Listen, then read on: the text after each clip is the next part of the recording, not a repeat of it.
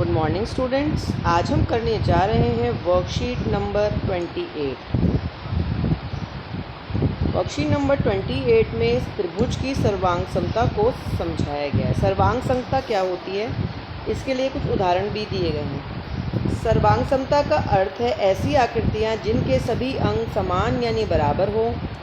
सर्वांगसम आकृतियाँ समान आकार और समान माप की होती हैं, मतलब बिल्कुल एक जैसी। जैसे आपके दो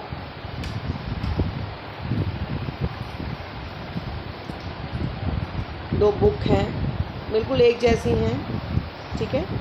दो आपके ग्लास हैं, आप एक सेट लेकर आए हो, उसमें दो ग्लास हैं, बिल्कुल एक जैसे हैं, तो सर्वांगसम आकृतियाँ कहलाती हैं। इसके लिए उदाहरण बताए गए हैं। अपने दोनों हाथों को एक दूसरे के ऊपर रखिए।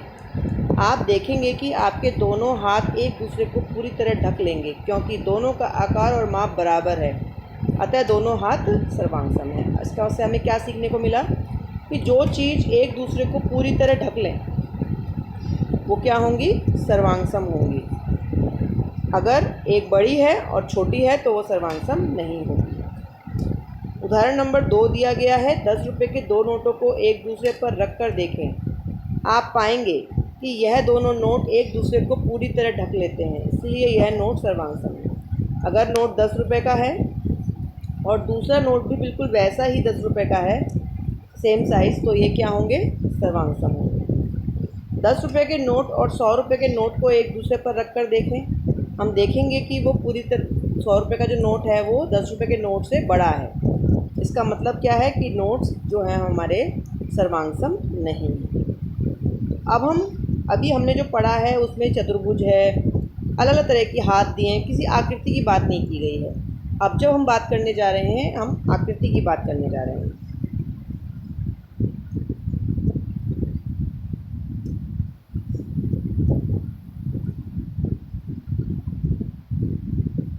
आइए बच्चों, त्रिभुज की सर्वांग समता को समझें।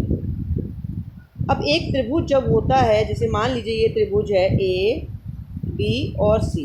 इस त्रिभुज के 3 कोण हैं, कोण 1, कोण 2 और कोण 3।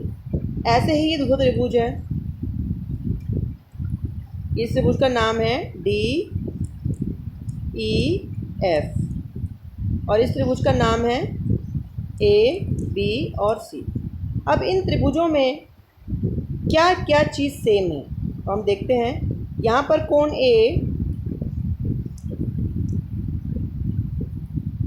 ए कितना है, कोण ए है हमारा 80 डिग्री, और उसी के बराबर यहाँ पर है कोण डी, वो भी 80 है। इसी प्रकार अगर हम कोण बी को देखें, ये वाले कोण को, तो कोण बी हमारा 52 डिग्री है, और उसी प्रकार कोण ई भी 52 डिग्री है। तो इसका मतलब ई और बी बराबर हैं। इसी प्रकार हम तीसरा अगर लेंगे तो कोण एफ और कोण सी भी बराबर होंगे 48 डिग्री। इसी तरीके से हम देख सकते हैं कि ये कोण इस कोण के बराबर है, ये वाला कोण 52 डिग्री ये इसके बराबर है, और ये 80 डिग्री वाला कोण तीसरे कोण के बराबर है। इसी प्रकार ए सी भुजा 5 सेंटीमीटर एफ डी भुजा के बराबर है, सी बी भुजा 6.5 सेंटीमीटर के बराबर है, और ये 4.5 सेंटीमीटर के बराबर है। इसका मतलब ये है कि ये दोनों त्रिभुज हर प्रकार से एक जैसे हैं, बिल्कुल एक जैसे हैं। इनके तीनों कोण भी बराबर हैं और इनकी तीनों भुजाएं भी बराबर हैं। ऐसे त्रिभुजों को हम सर्वांगसम त्रिभुज कहते हैं। और हम इसको लिखते कैसे हैं, ये सबसे बहुत ध्यान देने वाली बात है। हम लिखते ऐसे हैं, त्रिभुज ए बी सी। पहले हम बीच में बनाते हैं बराबर का निशान, और फिर हम ऊपर बनाते हैं ऐसे एस लेटा हुआ, एक लहर, जैसे पानी की लहर होती है ऐसे। तो इसको हम बोलते हैं सर्वांग समता का निशान। और इस जब बीच में लग जाता है, इसका मतलब होता है कि एक त्रिभुज दूसरे त्रिभुज के सर्वांगसम है। देखो यहाँ भी लिखा गया है, ठीक है। अब इसमें क्या है, त्रिभुज सर्वांगसम है, ए बी डी ई के बराबर है, बी सी ई एफ के बराबर है, ए सी डी एफ के बराबर है, कोण ए डी के बराबर है, कोण बी ई के बराबर है, कोण सी एफ। अब जब हम लिख रहे हैं त्रिभुज ए बी सी, तो क्या हम इसको उल्टा पुल्टा लिख सकते हैं? मतलब डी ई एफ की जगह क्या मैं ई एफ डी लिख सकती हूँ? तो देखेंगे बच्चों कि कैसे लिखना है। कोण ए डी के बराबर है, तो यहाँ पर आएगा पहले डी, पहले यहाँ पर ए है तो यहाँ पहले डी आएगा। कोण बी ई के बराबर है, तो बी के साथ क्या आएगा? ई आएगा। और कोण सी एफ के बराबर है, तो सी के संगत क्या है? एफ है। इसे हम बोलते हैं संगत। ए के संगत डी है, बी के संगत ई है और सी के संगत एफ। हम इनको उल्टा पुल्टा नहीं लिख सकते, अगर हम उल्टा पुल्टा लिखेंगे तो सब गड़बड़ हो जाएगी। ठीक है, तो हमें ध्यान रखना है कि हमें लाइन से ही लिखना है, हमें इन्हें एक ही क्रम में लिखना होता है। संगत भागों को हम इन्हें अलग क्रम में नहीं लिख सकते। अब हम इसको आगे देखें ज़रा। मान लीजिए किसी त्रिभुज के ये भाग बराबर हैं और सर्वांगसम होने के बाद ये भाग भी बराबर हो गए, तो उसको हम कहते हैं C P C T. C P C T का क्या मतलब है? सर्वांगसम त्रिभुजों के संगत भाग। इसको हम समझेंगे अभी आगे, देखते हैं इसमें हम आगे और क्या समझ सकते हैं। अब हमें दिया गया है होमवर्क।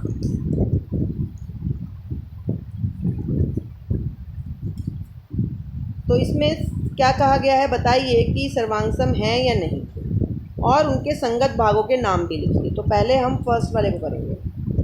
तो फर्स्ट वाले में हम फर्स्ट फिगर को देखेंगे। फर्स्ट फिगर में ये x है 50 डिग्री है, तो दूसरा इसके संगत कौन सा हुआ? L। उसके बाद y है 110, उसके संगत कौन सा हुआ? M। इसके बाद z है जिसके संगत हुआ n 20 डिग्री। अब हम इसको लिखने के बाद हम आराम से सारे संगत भागों को लिख सकते हैं। कैसे लिख सकते हैं? कोण x बराबर कोण L, कोण y बराबर कोण M, कोण z बराबर कोण N। ये तो हो गए कोण। अब आई भुजाओं की बारी। भुजा कैसे लिखेंगे? अब देखो बेटा, यहीं से भुजा बनानी है, x y। देखेंगे अब x और y दो को मिला देंगे, तो x y बराबर L M। हमें यहाँ उल्टा पुल्टा नहीं कर सकते हैं। हम यहाँ पर देखो x y 4 सेंटीमीटर है और L M भी 4 सेंटीमीटर। उसके बाद बारी आई y z।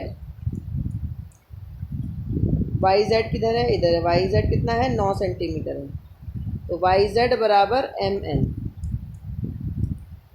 कितना है? 9 सेंटीमीटर। तो इसके आगे हम लिखेंगे 9 सेंटीमीटर और इसके आगे हम लिखेंगे 4 सेंटीमीटर। फिर उसके बाद है तीसरा x z। x और z, x z किसके बराबर होगा? L और N के। L N कितने सेंटीमीटर है ये? 10। इस तरीके से यहाँ पर जब हम कोण लिखेंगे तो कोण के आगे वो कितना है वो भी लिखेंगे। जैसे x और L हमारा कितना है? 50 डिग्री है। y और m कितना है हमारा? 110 डिग्री है। तो इसको हम दोबारा लिख लेते हैं आंसर को ठीक से।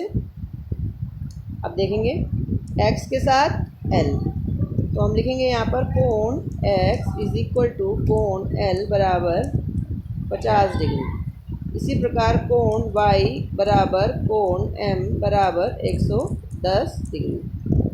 इसी प्रकार कोण z बराबर कोण n बराबर 20 डिग्री। तो ये तो हो गए हमारे 3 कोण। अब उसके बाद हमें लिखना है भुजाओं के बारे में। तो यहीं से भुजा बनाएंगे। एक्स वाई बराबर एल एम, वाई जेड बराबर एम एन, इसी प्रकार एक्स जेड बराबर एल एन। ठीक है।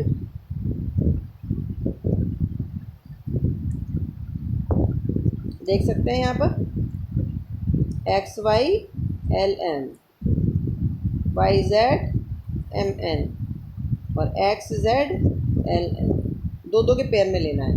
अब इनके माप इनके आगे लिख देते हैं, कितने कितने के हैं ये। XY है 4, उसके बाद है 9 और उसके बाद है 10।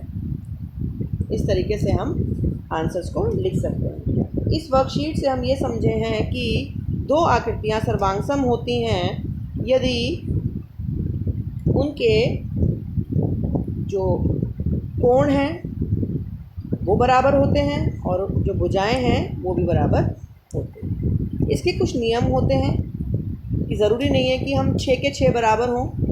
अगर हम 3 को बराबर कर दें तो बाकी 3 अपने आप बराबर हो जाते हैं। ऐसे नियम हैं जो अगली वर्कशीट में बताए जाएंगे। अभी आपको सिर्फ ये संगत भाग कैसे लिखे जाते हैं ये सीखना है।